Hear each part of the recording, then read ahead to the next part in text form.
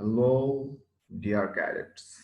I am Sheikh Wajid Ali, and I would like to extend my warmest wishes to you all in today's class. As you all know that due to corona pandemic, the whole country has locked down itself, and so it is struggling with the lack of education everywhere. For this very reason, now I am here to take your online class on higher mathematics, and you must be attentive in order to use the advantage of it. Our today's topic is Chapter 8A Statics Learning Outcome. After the lesson, you will be able to explain different types of forces, apply parallelogram law of forces, and also you will be able to find resultant of concurrent forces. Statics. Cadets, what is statics? Statics is the branch of mechanics that is concerned with the analysis of loads acting on physical system that do not experience an acceleration but rather are in static equilibrium with their environment. That means there is no acceleration, that is no motion. Now rest. An object is said to be at rest if it does not change its position with respect to its surroundings with time. Motion. An object is said to be in motion if the position changes with respect to its surroundings and time. Frame of reference. It is very important for defining that the object is at rest or motion. Suppose an object is placed on the table, it can be said that the object is at rest. If a person is standing on the moon, he will find that the earth is changing its position continuously, and so are the table and the object. Thus, to locate the position of anything, one needs to define a frame of reference. For instance, if we take the earth as a reference, then the object is at rest. But if the moon is taken as reference, the object is in motion. A frame of reference can be inertial or non-inertial, depending on whether it is at rest or continuously moving. Force. A force can cause an object with mass to change its velocity, which includes to begin moving from a state of rest to accelerate.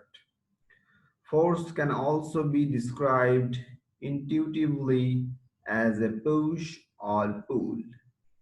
A force has both magnitude and direction, making it a vector quantity. It is measured in SI unit of newtons and represented by symbol F, the capital letter F.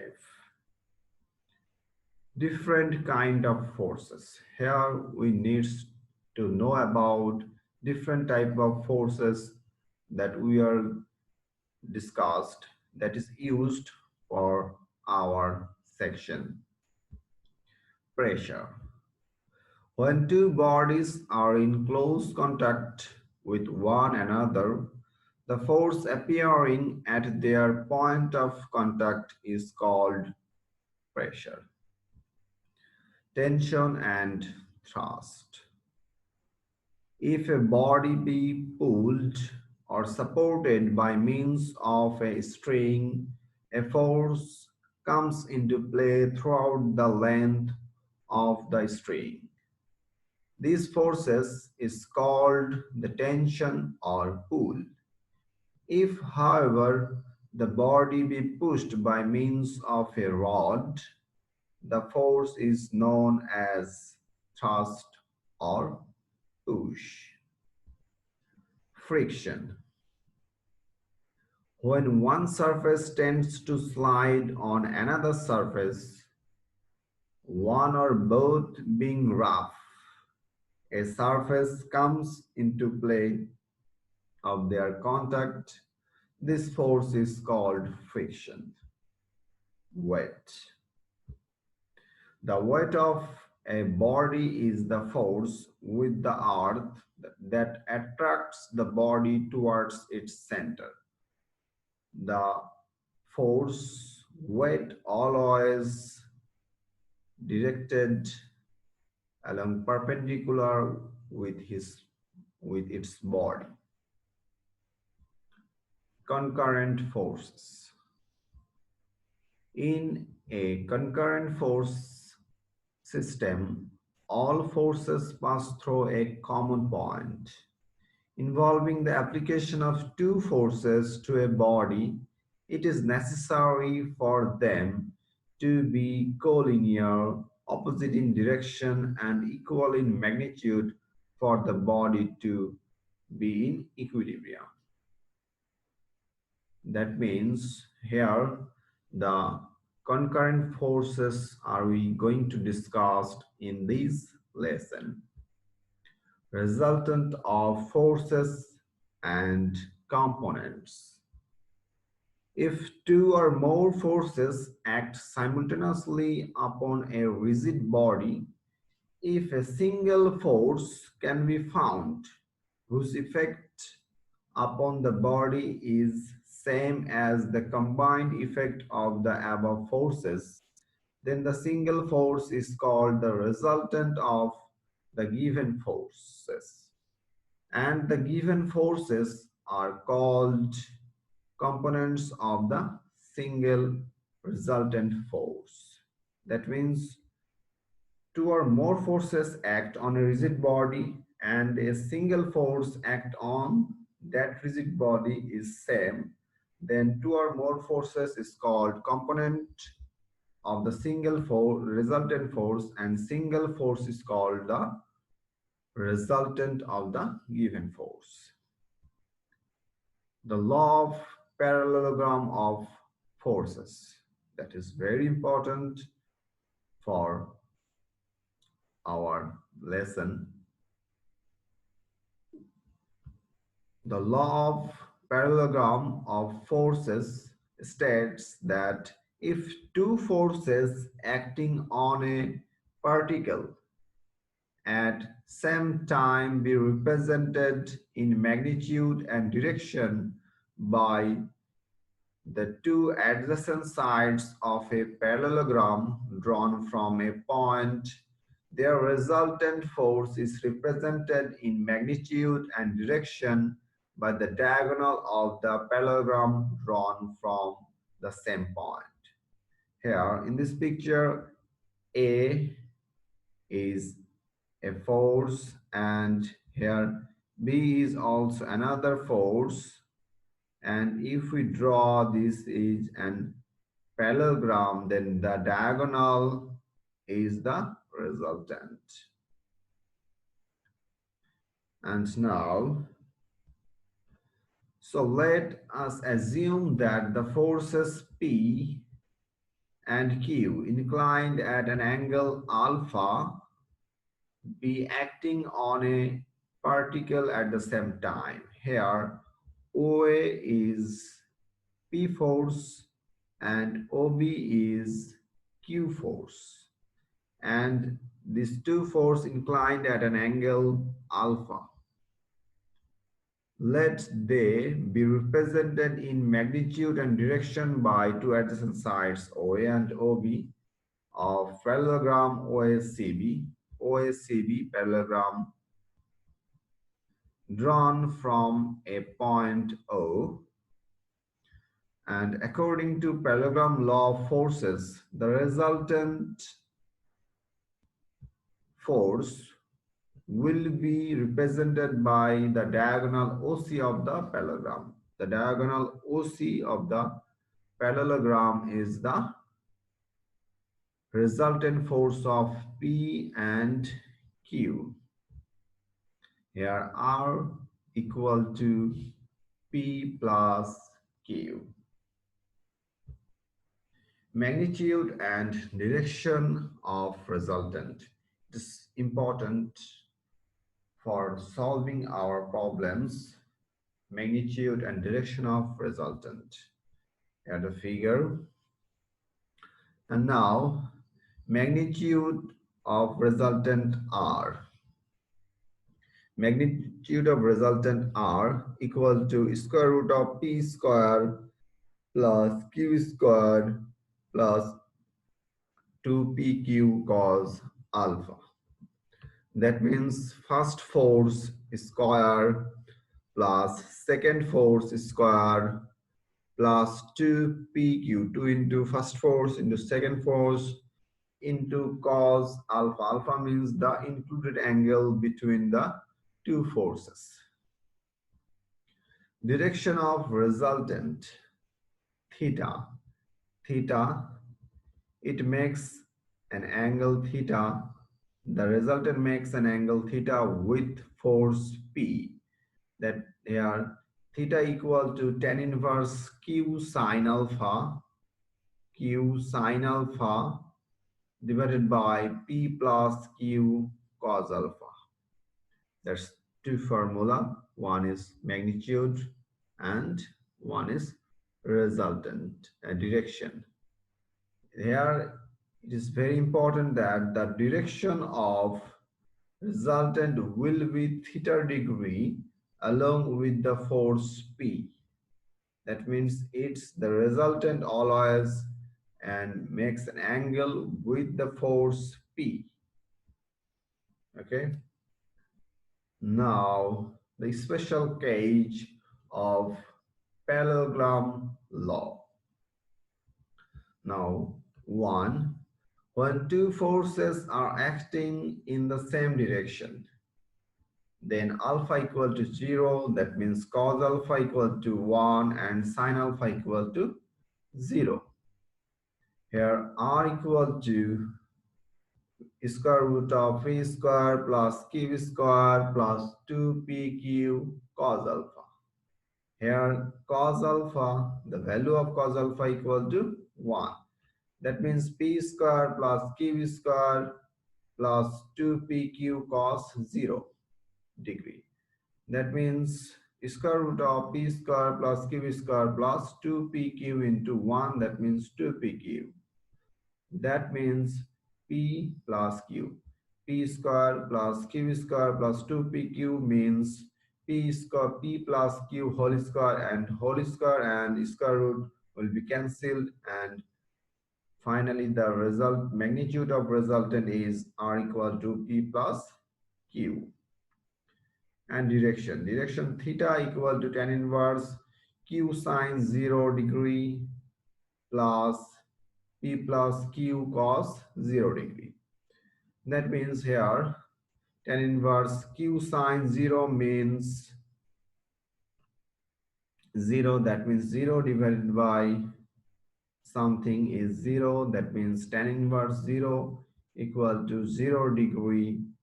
That is thus for two forces acting in the same direction, the magnitude of the resultant force is equal to the sum of magnitudes of two forces P plus Q and act along the direction of P and Q. Here the direction of two forces are same. The direction of resultant also the same direction of P and Q. Now case 2. When two forces are acting in opposite directions, then alpha equal to 180 degree. That means cos alpha equal to -1 and sine alpha equal to 0. And here are the result magnitude of the resultant equal to square root of p square plus q square plus 2pq cos alpha, and cos alpha equal to cos 180 degree. That means square root of p square plus q square plus 2pq cos 180 degree equal to, here cos 180 degree means minus 1. That means minus 1 into 2pq means minus 2pq.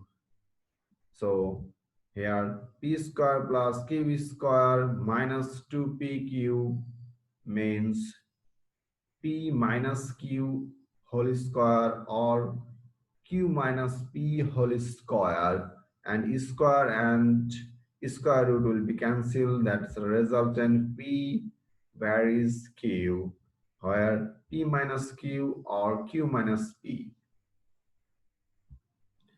And angle theta, theta means the direction of resultant with force p. Theta equal to tan inverse q sine 180 degree divided by p plus q cos 180 degree. Here cos sine 180 degree means 0. That means sine inverse 0 divided by something, that means 0. And tan inverse 0 equal to 0 degree or 180 degree. That means, thus, for two forces acting in opposite direction, the magnitude of the resultant force is equal to difference of the magnitude of the two forces, and acts in the direction of the bigger force. Number 3. When two forces act at right angle to each other, alpha equal to 90 degree and sine alpha equal to 1 and also cos alpha equal to 0, here magnitude of resultant r equal to square root of p square plus q square plus 2pq cos alpha. That means p square square root of p square plus q square plus 2pq cos 90 degree, and the value of cos 90 degree equal to 0. That means p square plus q square plus 0 equal to square root of p square plus q square. That is the magnitude of resultant. And direction of resultant theta equal to tan inverse q sine 90 degree divided by p plus q cos 90 degree. That means here q sine 90 degree means 1. That means q plus divided by p plus q cos 90 degree. Cos 90 degree means 0. That means q into 0, that means 0, and the result is q divided by p, that is tan inverse q divided by p. And now important note of these three cases. It is to be noted that the magnitude of the resultant of two forces is maximum when the force act in the same direction, and is minimum when they act in opposite directions. That means if the two forces included angle is 0 degree, then we will get maximum resultant, magnitude of resultant, and if the direction is opposite, that means 180 degree, we will get minimum magnitude of resultant. Now, number 2, it should be noted that while finding the resultant force of two forces by the parallelogram law of force addition, the two forces P and Q should be either act towards the point or be away from the point. Now, question based upon parallelogram law of forces. Number 1, two forces 5 Newton and 20 Newton are acting at an angle of 120 degree between them. Find the resultant force in magnitude and direction. Solution. Here let P equal to 5 Newton and Q equal to 20 Newton and alpha, the included angle, equal to 120 degree, r magnitude of resultant equal to what, Q direction of resultant equal to what. We need to find the value of r and theta. Now we know from parallelogram law of forces, R equal to R, the magnitude of resultant equal to square root of P square plus Q square plus 2PQ cos alpha. Here P means 5 Newton, that is 5 square. Q equal to 20 Newton, that means 20 square plus 2 into 5 into 20 into cos alpha means cos 120 degree. Here 5 square means 25, 20 squared 400, and 2 into 5 into 20, 1000 into cos 120 degree, value of cos 120 degree minus half. That is the final result is 18.03 Newton. Magnitude of resultant is 18.03 Newton. And now theta. Theta, we know that theta equal to tan inverse Q sin alpha by P plus Q cos alpha. Here Q means 20, sin 120 degree divided by 5 means P means 5, 5 plus Q means 20, 20 cos 120 degree. That is tan inverse 20 into the value of sin 120 degree root 3 by 2 plus 5 divided by 5 plus 20 into minus half, that is tan inverse 0.2475, that is 13 degree 54 minute. And here the direction of the resultant, hence direction of the resultant is 13 degree 54 minute along 5 Newton. Two forces, now problem 2, two forces 5, 10 Newton and 14 Newton are acting upon a body. What can be the maximum and minimum resultant force on the body? Now solution, here P equal to 10 Newton and Q equal to 14 Newton.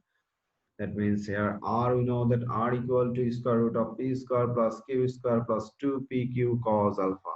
We know that R will be maximum if cos alpha equal to 1. That means R equal to P plus Q, and P equal to 10 Newton and Q equal to 14 Newton. That means 10 plus 14 equal to 24 Newton in the direction, and the direction of the resultant is direction of 10 Newton and 14 Newton. And number B, minimum resultant. R will be minimum if cos alpha equal to -1, that means cos alpha equal to -1, then R equal to P difference Q. Here Q is greater than P, that means 14 minus 10 equal to 4 Newton in the direction of, and the direction of resultant is in the direction of 14 Newton, that means bigger forces. And here the homework. Two forces P and 2P acting at a point have a resultant R which is perpendicular to the line of P, and find the angle between the forces. And number 2, two forces 25 Newton and 20 Newton are acting at an angle of 120 degree between them. Find the resultant force in magnitude and direction. And the last one, two forces 20 Newton and 24 Newton are acting upon a body. What can be the maximum and minimum resultant force on the body? I hope I could clarify my points. For better understanding, you ask your queries in the comment section. You must sincerely do your homework. Before ending my class, again, I would like to remind you of the critical situation prevailing around the whole world.